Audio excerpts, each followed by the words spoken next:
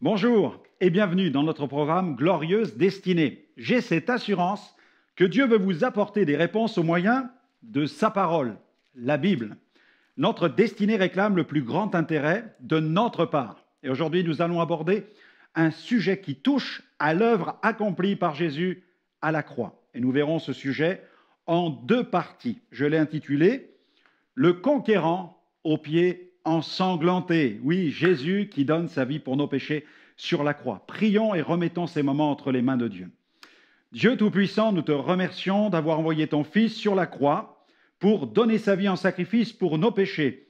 Nous te bénissons pour cette double grâce manifestée à la croix avec le salut de notre âme, mais aussi tout ce domaine de la grâce au travers de la guérison, de la délivrance, de la consolation, des cœurs brisés, des dons du Saint-Esprit, de tout ce que tu veux répandre dans la vie des êtres humains. Et nous te remercions pour cette émission qui nous permet d'appuyer sur l'accélérateur de toutes ces communications.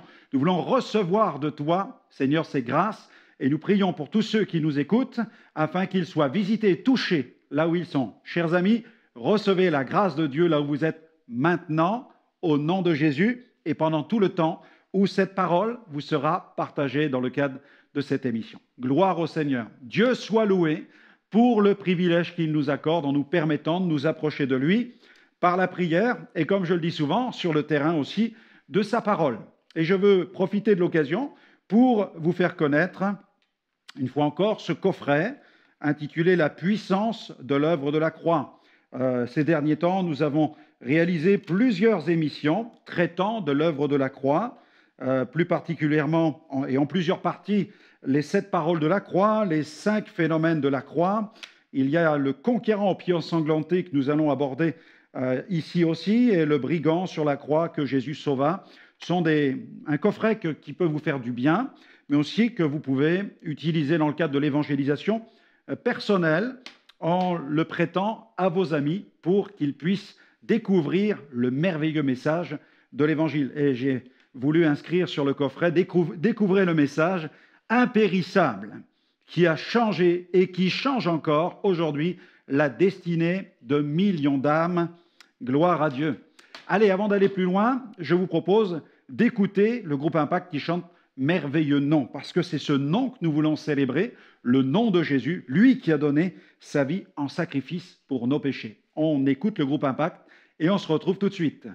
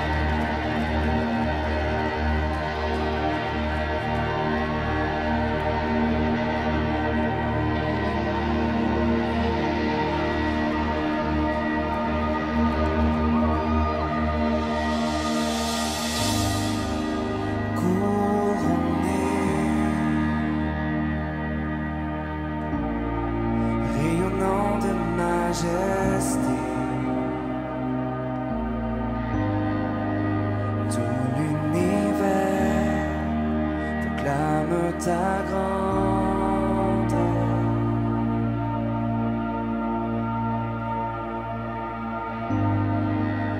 glorifié par les anges prosternés. Tu es assis à la droite du Père. Jésus, merveilleux nom, qui est semblable à toi, ô Dieu. Jésus, ton précieux nom est digne d'hommage.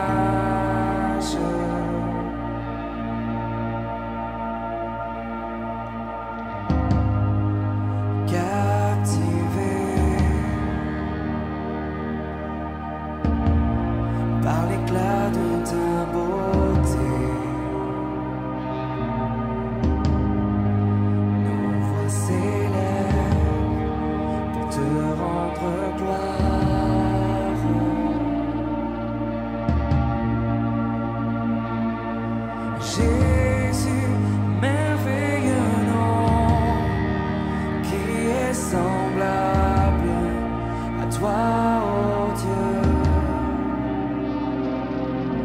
Jésus, ton précieux nom est digne d'hommage.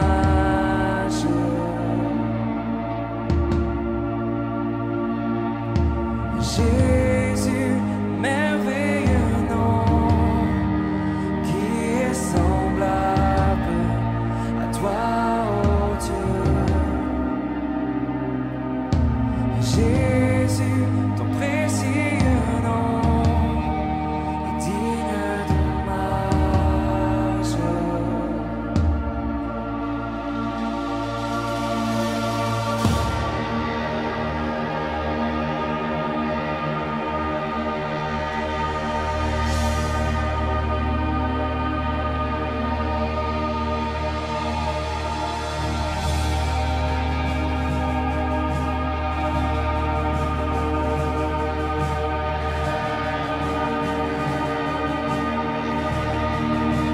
Consolateur, divin rocher, libérateur, prince de la paix, Dieu créateur, Fils bien-aimé, roi serviteur, Seigneur couronné, commencement, ultime fin, soleil levant, étoile du matin, Dieu tout-puissant, Dieu trois fois saint, sauveur vivant, maître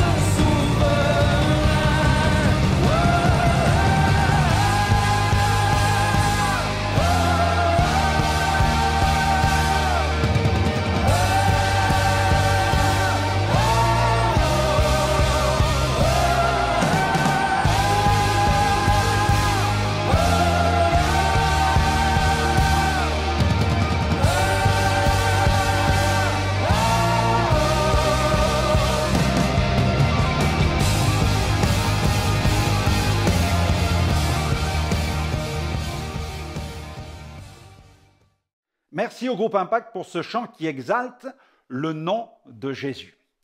L'histoire du peuple d'Israël restera à jamais marquée par cette grande délivrance du pays d'Égypte. C'est dans ce pays que le peuple hébreu fut retenu en esclavage pendant 400 ans. Et pendant cette longue période, il fut asservi à d'insupportables labeurs. Que dit la Bible? La Bible nous dit ceci dans Exode chapitre 1er verset 13. Les Égyptiens réduisirent les enfants d'Israël à une dure servitude. Et puis encore, dans Exode 2, verset 23, les enfants d'Israël gémissaient encore sous la servitude et poussaient des cris, ces cris que leur arrachait la servitude montèrent jusqu'à Dieu. Mais béni soit Dieu, le Seigneur n'abandonna pas son peuple, il entendit ces cris et mit en œuvre une opération de sauvetage. Cette gigantesque opération aurait très bien pu porter le nom d'opération rédemption. L'Éternel fit cette déclaration à Moïse. C'est un passage qui se trouve dans Exode, chapitre 6, versets 5 à 6. L'Éternel déclara, j'ai entendu les gémissements des enfants d'Israël, que les Égyptiens tiennent dans la servitude, et je me suis souvenu de mon alliance. Gloire à Dieu. C'est pourquoi dis aux enfants d'Israël, je suis l'Éternel. Je vous affranchirai des travaux dont vous chargent les Égyptiens, je vous délivrerai de leur servitude, et je vous sauverai à bras étendus, et par de grands jugements, gloire à Dieu. Pour libérer son peuple, l'Éternel dut déployer sa grande puissance. Il frappa l'Égypte avec tout un arsenal de 10 plaies. Et la 10e plaie fut celle du passage d'un ange exterminateur au-dessus des demeures, et cela dans tout le pays. Cet ange fut envoyé pour frapper le premier-né de chaque foyer. Et bien que Moïse informa Pharaon sur la violence de cette 10e plaie, ce dernier ne voulut pas se laisser interpeller. Les Israélites, quant à eux, suivirent scrupuleusement les instructions que leur communiqua Moïse. Ils échappèrent ainsi au désastre. Ils appliquèrent le sang d'un agneau immolé sur les 2 poteaux et sur le linteau de leur maison. Et c'est ainsi, en suivant les directives divines, que le peuple hébreu sut comment mettre ses premiers-nés à l'abri de l'ange exterminateur. Je vous propose de faire une lecture où nous voyons ces prescriptions qui furent on ne peut plus claires, qui furent communiquées dans Exode chapitre 12, Exode 12, versets 7 à 11. Exode 12, versets 7 à 11. On prendra de son sang et on mettra sur les deux poteaux et sur le linteau de la porte des maisons où on le mangera. Cette même nuit, on mangera la chair rôtie au feu, on la mangera avec des pains sans levain et des herbes amères. Vous ne le mangerez point à demi cuit et bouilli dans l'eau, mais il sera rôti au feu avec la tête, les jambes et l'intérieur. Vous n'en laisserez rien jusqu'au matin, et s'il en reste quelque chose le matin, vous le brûlerez au feu. Quand vous le mangerez, vous aurez vos reins sains, vos souliers aux pieds et votre bâton à la main, et vous le mangerez à la hâte.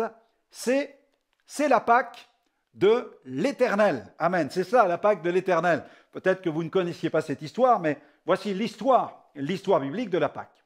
Alors, à l'instar des deux poteaux et du linteau de ces demeures israélites qui furent imprégnés avec le sang d'un agneau immolé, en Christ, notre vie est marquée par le sang. Cette marque est certes invisible à l'œil nu, mais elle est cependant une réalité sur le plan spirituel. Nous qui avons reçu Jésus comme Sauveur et Seigneur, nous sommes marqués par le sang du Christ. En Christ, si vous croyez en Jésus, vous êtes couverts par le sang de Jésus. Que vous soyez en train de vaquer à vos occupations ou que vous soyez en train de dormir, vous êtes sous la merveilleuse protection du sang du Christ. Ce qui fut une réalité pour le peuple d'Israël en Égypte est aussi une réalité pour l'Église de Jésus-Christ ici-bas, dans ce monde qui gît sous la puissance du malin. Nous qui avons placé notre foi dans l'œuvre rédemptrice de Jésus, nous sommes de Dieu, c'est ce que déclare la parole, nous sommes de Dieu. Nous portons la marque divine, alors croyons à une protection totale de la part du Seigneur. Le diable désire que nous perdions de vue cette réalité. Il ne veut pas que nous saisissions spirituellement ce potentiel qui nous a été acquis par le sang de Jésus, par Jésus sur la croix. Alors parfois, il essaie de nous déstabiliser. Il nous provoque.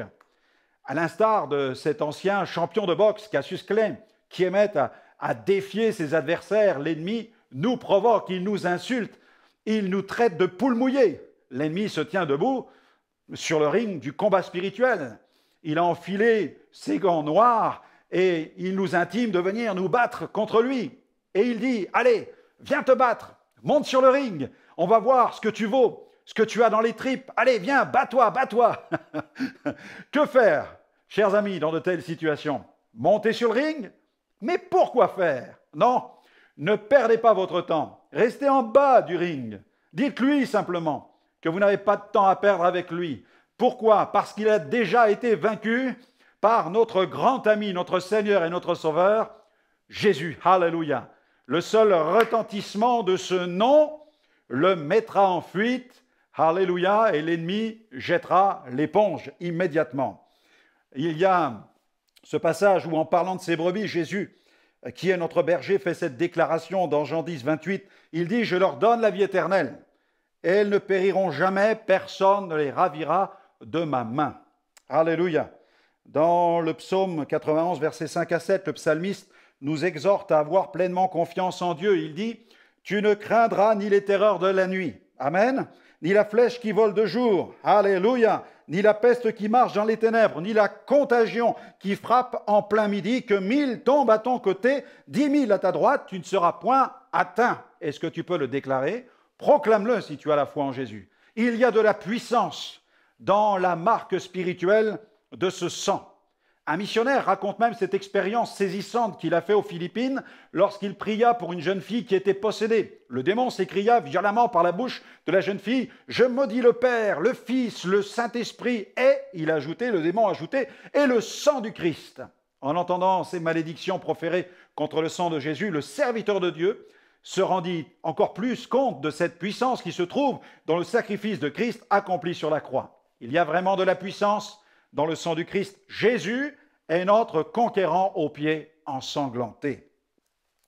En Ukraine, j'ai eu l'occasion de prier pour quelques vétérans de l'armée russe qui ont participé à la guerre en Tchétchénie. Et l'un d'entre eux se rendant compte des atrocités qu'il avait commises, se tenait à genoux au pied de l'estrade et criait inlassablement « Qui pourra me laver du sang que j'ai versé? Qui pourra me laver du sang que j'ai versé ?» Cet homme était tourmenté jour et nuit par des images sanglantes qui hantaient son esprit. J'ai pu lui faire connaître l'unique remède. Seul le sang de Jésus, le sang de la miséricorde, le sang de la grâce peut laver un homme du sang qui crie vengeance. Mais pourquoi y a-t-il de la puissance dans le sang de Jésus? Je vous propose de découvrir les affirmations bibliques concernant le sang de Jésus, et ces affirmations témoignent de cette puissance. Le sang de Jésus est précieux. Dans les Saintes Écritures, le sang de Jésus est qualifié de précieux. D'ailleurs, l'apôtre Pierre a déclaré dans sa première épître au chapitre 1er, versets 18 à 20, « Vous savez en effet que ce n'est point par des choses périssables, de l'argent ou de l'or, que vous avez été rachetés de la vaine manière de vivre, hérité de vos pères, mais par le sang précieux de Christ, comme d'un agneau sans défaut et sans tache, il a été désigné d'avance avant la fondation du monde et manifesté à la fin des temps à cause de vous. » Le mot précieux a été traduit à partir du terme grec timios, un terme incluant le comparatif timiotéros et le superlatif timiotatos. Il comporte les sens suivants, c'est-à-dire précieux, très précieux, plus précieux, estimé, honoré. Le sang de Jésus est donc un sang d'une grande valeur. Il est précieux. Mais pourquoi est-il si précieux? Quand l'apôtre Pierre évoqua cette grandeur de l'œuvre rédemptrice, il fit une précision d'une grande importance concernant le caractère précieux du sang de Jésus. Dans sa lettre, il dit que nous avons été rachetés par le sang précieux de Christ comme d'un agneau, sans défaut et sans tache. Il relie le caractère précieux de ce sang à la nature même de Jésus. Le sang de Jésus est précieux pour plusieurs raisons. Tout d'abord, sur un plan tout à fait spirituel, Jésus est le Fils de Dieu. Et bien qu'il soit venu sur la terre dans une chair semblable à la nôtre, Jésus vint sans péché et vécut sa vie terrestre sans commettre de péché. Il demeure pur, il demeura pur et il est pur. Ensuite, sur un plan purement biologique, nous ne pouvons nier que le fait même de l'incarnation nous place devant un grand mystère. En effet, biologiquement, la carte d'identité sanguine d'un enfant est déterminée au moment de sa conception. Or, Jésus ne fut pas conçu de façon naturelle, mais il vint ici-bas de façon surnaturelle. Le fait même de l'incarnation est un acte surnaturel. Le Verbe fut incarné. La carte sanguine du sang de Jésus fut donc unique. Son sang fut précieux. La Bible dit dans Matthieu chapitre 1er, verset 18, « Voici de quelle manière arriva la naissance de Jésus-Christ. Marie, sa mère, ayant été fiancée à Joseph, se trouva enceinte par la vertu du Saint-Esprit avant qu'ils eussent habité ensemble. » Dans la version Tob, nous lisons qu'elle se trouva enceinte par le fait de l'Esprit Saint. Son incarnation fut donc le résultat d'un acte divin, surnaturel. Jésus n'eut pas de géniteur terrestre. D'ailleurs, dans l'Épître aux Hébreux, nous pouvons lire cette parole que Jésus prononça avant d'entrer dans le monde dans Hébreux chapitre 10, verset 5. « C'est pourquoi, en entrant dans le monde, le Christ dit, « Tu n'as voulu ni sacrifice ni offrande, mais tu m'as formé un corps. » Nous savons aussi que l'analyse des éléments sanguins ADN d'un enfant permet d'identifier son père biologique et que c'est dans l'utérus que l'enfant va développer sa propre carte d'identité sanguine. Cependant, la nature du sang de Jésus fut unique car sa conception ne fut pas naturelle. Alors, sans vouloir extrapoler ou chercher à en faire une doctrine, nous ne pouvons que nous émerveiller devant cet immense mystère de l'incarnation qui défie toutes les règles de la nature. Son sang fut unique, il fut vraiment précieux. Son Résus n'est-il pas divin? Alors que j'évoquais ce point avec un ami médecin, lui non plus ne pouvait cacher son étonnement. Et c'est avec son propre sang que Jésus s'est offert à Dieu et nous a acquis une rédemption éternelle. L'auteur de l'Épître aux Hébreux déclare dans Hébreux chapitre 10, versets 13 à 14, « Il est entré une fois pour toutes dans le lieu très saint, non avec le sang des boucs et des veaux, mais avec son propre sang, ayant obtenu une rédemption éternelle. Car si le sang des taureaux et des boucs et la cendre d'une vache, répandue sur ceux qui sont souillés, sanctifie et procure la pureté de la chair, combien plus le sang de Christ, qui par un esprit éternel s'est offert lui-même sans tache à Dieu, purifiera-t-il votre conscience des œuvres mortes, afin que vous serviez le Dieu vivant. Le sang de Jésus est précieux. La croix, c'est la puissance de Dieu pour quiconque croit. C'est sur la croix que Jésus a triomphé de la mort. C'est sur la croix que Jésus a triomphé de notre ennemi, le diable. C'est sur la croix que Jésus nous a acquis la victoire sur la puissance de nos péchés.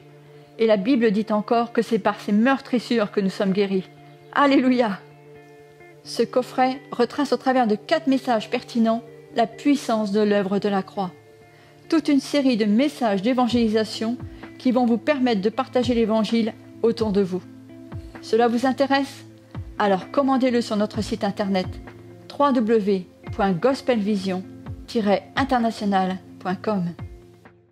C'est aussi le sang de la justification. Le sang de Jésus est la couverture de justification des rachetés. La foi dans l'œuvre rédemptrice accomplie par Jésus à la croix nous couvre d'un vêtement de justice. Dans le livre de l'Apocalypse figure ce passage merveilleux évoquant la victoire des rachetés sur l'accusateur, grâce à l'autorité que leur confère le sang de Jésus. Apocalypse, chapitre 12, versets 10 à 11. Alors j'entendis dans le ciel une voix forte qui disait « Maintenant est arrivé le salut, ainsi que la puissance et le règne de notre Dieu et l'autorité de son Christ. Car il a été précipité l'accusateur de nos frères, celui qui les accusait devant notre Dieu jour et nuit. Et ils l'ont vaincu à cause du sang de l'agneau et à cause de la parole de leur témoignage, et ils n'ont pas aimé leur vie jusqu'à craindre la mort. » Le sang de la justification. Le sang précieux, le sang de la justification, le sang de l'adoption. Ce sang marque la frontière entre 2 royaumes, celui de Dieu et celui des ténèbres.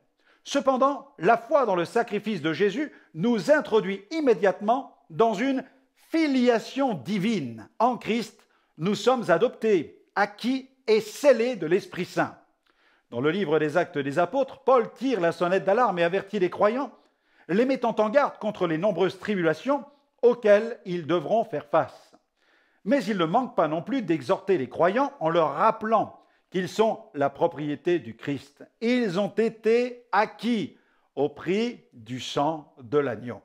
Ce passage, dans Acte 20, versets 28 à 29, nous dit ceci: « Prenez donc garde à vous-même et à tout le troupeau au sein duquel le Saint-Esprit vous a établi évêque pour faire paître l'Église de Dieu qu'il s'est acquise par son propre sang. » Amen. Oui, le sang précieux, le sang de la justification, ce sang de l'adoption, et puis le sang de la croix. Bien entendu, quand on parle du sang de la croix, il est sous-entendu le sang de Jésus qui a coulé sur la croix, car la croix ne doit jamais devenir un objet d'idolâtrie. Les chrétiens authentiques ne sont pas des adorateurs de la croix, ils sont les adorateurs du crucifié. Chaque année, au Brésil et aux Philippines, des chrétiens fanatiques se font crucifier sur la place publique afin de montrer leur attachement à la croix. Mais ces exhibitions sanglantes sont vaines, inutiles. Ces démonstrations sanglantes sont le résultat de ce que produit le culte rendu à la croix. Quelle ignorance! La croix n'a pas de puissance en elle-même. Elle n'est faite que de bois. Depuis le jour de la crucifixion, plus de 2000 ans se sont écoulés, alors vous pensez bien que ces poutres qui servirent à crucifier le Christ sont totalement désagrégées. Il y a quelque temps, j'ai entendu un journaliste qui évoquait le culte rendu à la croix dans certains milieux chrétiens, et il parlait des reliques de la croix. Il déclarait avec ironie: « S'il fallait mettre bout à bout toutes les reliques de la croix, je pense que nous obtiendrions une croix bien plus grande que l'Empire State Building de New York. » N'a-t-il pas raison? La puissance de Dieu ne se trouve pas dans le bois de la croix, elle se trouve dans l'œuvre de la croix. Quand le Nouveau Testament évoque la croix, sous cette expression générique, il nous faut comprendre qu'il est fait référence à l'œuvre que Jésus a accomplie sur la croix. Amen. Dieu soit béni pour le sang précieux, pour le sang de l'adoption, pour le sang de la justification. Dieu soit béni pour le sang de la croix. Il est notre conquérant aux pieds ensanglantés. Nous voulons le servir, nous voulons le glorifier parce qu'il a donné sa vie pour nous. Alors, que pouvons-nous nous faire en échange, si ce n'est donner la nôtre pour servir celui qui nous a tant aimés? Eh bien voilà, notre émission se termine. J'espère qu'elle vous aura fait du bien et qu'elle aura enflammé votre cœur avec cette passion pour Jésus. N'hésitez pas à nous retrouver sur notre site web www.gospelvision-international.com. Vous pourrez y trouver de nombreuses émissions en replay. Je suis sûr qu'elles vous feront un grand bien. Que le Seigneur continue à répandre sa grâce sur votre vie et qu'il vous fasse pleinement entrer dans votre glorieuse destinée. Que Dieu vous bénisse et à très bientôt.